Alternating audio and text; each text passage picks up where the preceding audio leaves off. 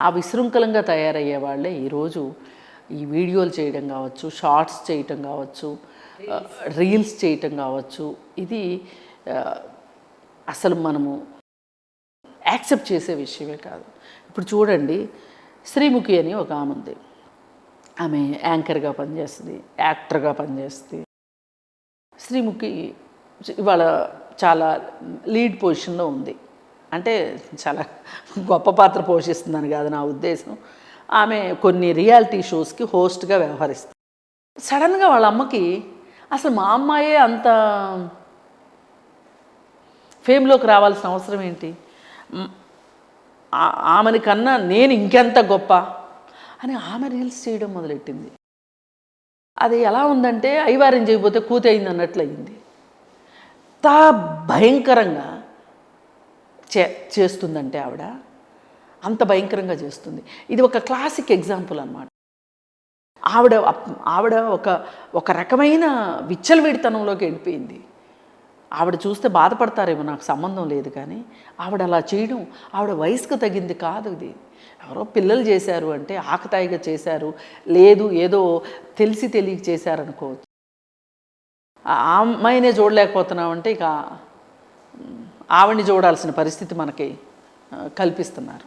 ఇట్లా నేను ఆమె ఒక్కటేనే కాదండి, చాలామంది ఇవాళ రియాలిటీ షో పేర్లతోటి బయటకు వచ్చి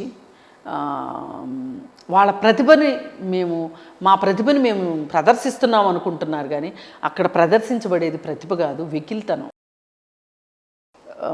నాకు తెలిసి ఒక అమ్మాయి మిసెస్ తెలంగాణగా పోటీలోకి రావాలి అని భర్తతోటి గొడవపడి అది విడాకుల వరకు వెళ్ళి అతనికి తెలియకోకుండా ఆమె ఎంట్రీ పంపించి ఆమె సెలెక్ట్ అయింది. ఆమె నిజంగానే చూడడానికి బాగుంది. ఈ కేసు నా దగ్గరకు వస్తే ఆమెకు ఎంత చెప్పినా ఆవిడ వినట్లేదు. ఆమె వెళ్ళిపోయింది ఇంట్లోంచి పిల్లల్ని వదిలేసేసి మిసెస్ ఆంధ్ర మిసెస్ తెలంగాణ అవటం కోసం. ఏంటి సంగతి అంటే, తండ్రి సరిగా లేడని, తల్లి చనిపోబోతుంది అని ఆ అమ్మాయికి త్వరగా పెళ్లి చేసేశారు. చాలా చిన్న వయసులో ఆమె తల్లి అయింది. ఆమెకి ఎక్కడో నిద్రాణమైన కోరికలు, నేను అందంగా ఉంటాను, నా అందాన్ని తగిన ప్లాట్ఫామ్ దొరకలేదు, నా అందాన్ని ప్రదర్శించుకునే అవకాశం దొరకలేదు అని ఆమెకి ఏ రోజైతే అనిపించిందో ఆ రోజు ఆమెకి కుటుంబం ఒక అడ్డుగా కనిపించింది. ఈ భర్త, ఈ పిల్లలు చాలా అడ్డుగా అనిపించారు.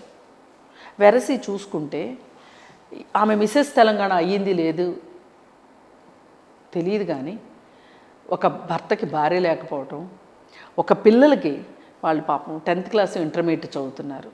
ఆ వయసులో తల్లి ఎంత అవసరం. కుటుంబం పూర్తిగా చిన్నాభిన్నం అయిపోయింది.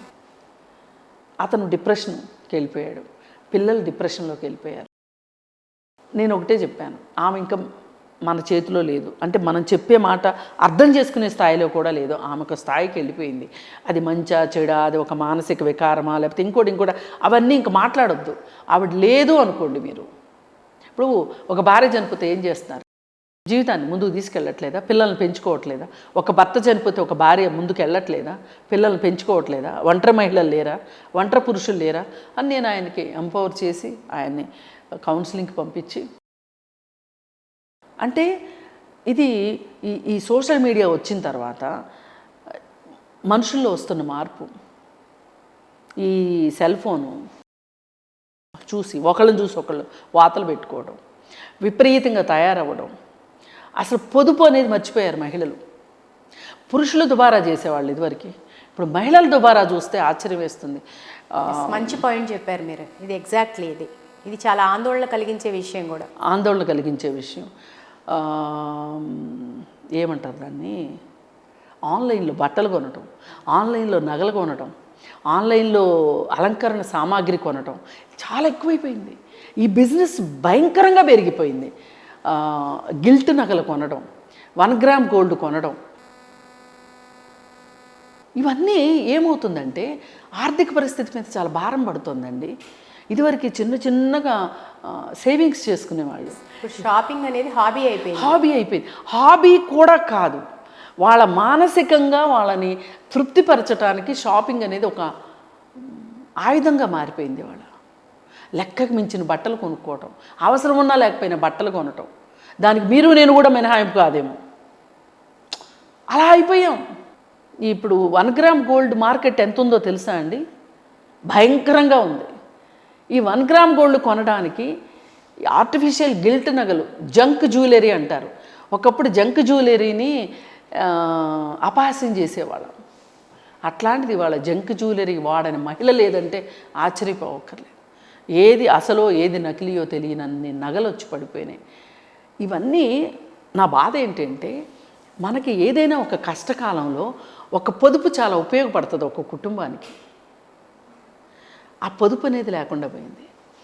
మనకి ఇంతకుముందు పోస్ట్ ఆఫీస్లో డబ్బులు దాచుకునేవాళ్ళు, రికరింగ్ డిపాజిట్లు ఉండేవి, చీటీలు కట్టుకునేవాళ్ళు, మహిళల పోపు డబ్బాల్లో డబ్బులు ఉంటాయి. అసలు మన భారతదేశంలో 2008లో అమెరికాలో సంక్షోభం వచ్చినప్పుడు, అమెరికా ఆర్థికంగా కుదేలైపోయిన సందర్భంలో బ్యాంకులన్నీ దివాళా తీసినప్పుడు భారతదేశంలో పరిస్థితి ఏంటి అని చూస్తే, భారతదేశంలో అసలు అలాంటి పరిస్థితే రాదు అన్నారు. ఎందుకు అంటే ఇక్కడ మహిళలు దాస్తారు డబ్బులు. పురుషులు దుబారా చేసినా పోపు పెట్టెలు ఎతికితే డబ్బులు దొరుకుతాయి. వాళ్ళ బ్యాంకులు పోపు పెట్టలే ఒక బ్యాంకులు అని మహిళల గురించి కొనియాడారు. ఇవాళ గనక అలాంటి పరిస్థితి వస్తే మహిళలు లేదు, పురుషులు లేదు, ఎవరి దగ్గర డబ్బులు లేవు, అసలు పొదుపే లేకుండా అయిపోయింది. ఈ థియేటర్లు ఉన్నాయి కదా, 200 టికెట్లు అట్లా ఏంటంటే ఆ థియేటర్లు ఏంటంటారు, మల్టీప్లెక్స్లు. అక్కడికి వెళ్ళడం, అక్కడ ఇంతంత డబ్బాలు పాప్కార్న్ కొనుక్కోవడం. ఒక పాప్కార్న్ 300 రూపాయలు, మంచినీళ్ళ బాటిల్ 80 రూపాయలు. ఏ ఒక్కళ్ళకి అడిగే బుద్ధి జ్ఞానం ఉండదు. దీని మీద ఎంఆర్పి ఎంత ఉంది, నువ్వు ఎంత తీసుకుంటున్నావు, నువ్వు ఎందుకు ఎక్కువ తీసుకుంటున్నావు అని అడగరు.